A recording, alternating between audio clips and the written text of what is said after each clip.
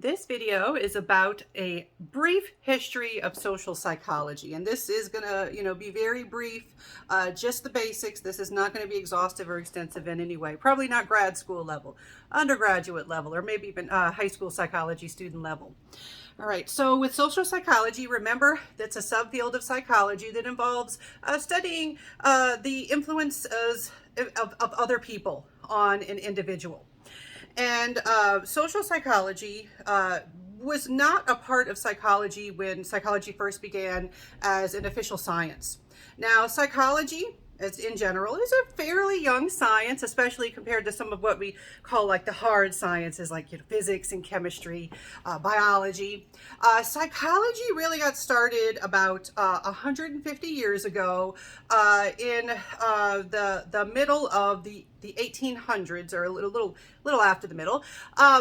And we consider the first psychologist Wilhelm Vunt. And I'm going to do my best to do German pronunciation because the first social psychologist also has a German last name. My German ancestors are probably rolling over in their graves at my pronunciation not being perfect, but you don't say Wilhelm Vunt. It's to the best of my ability, Wilhelm Vunt. All right. So Vunt didn't study social psychology.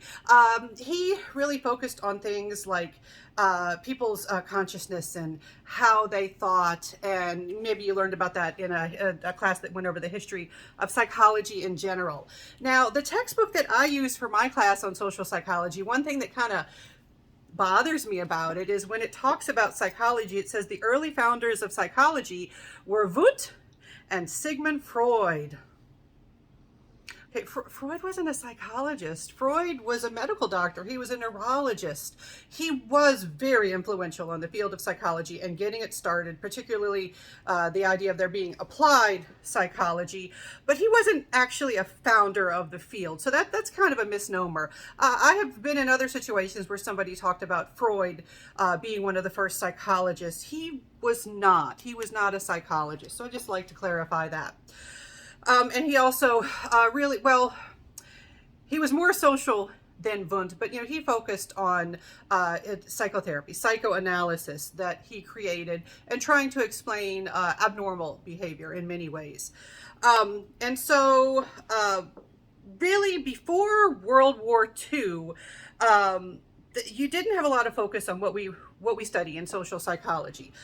In Europe, there was focus on personality, on psychopathology, abnormal behavior, sensation, how we sense and perceive the world with our five senses, memory, right? Those sorts of things. And in the United States, there was a lot of emphasis on animal research. And this is a very simplified, basic history of what was going on here.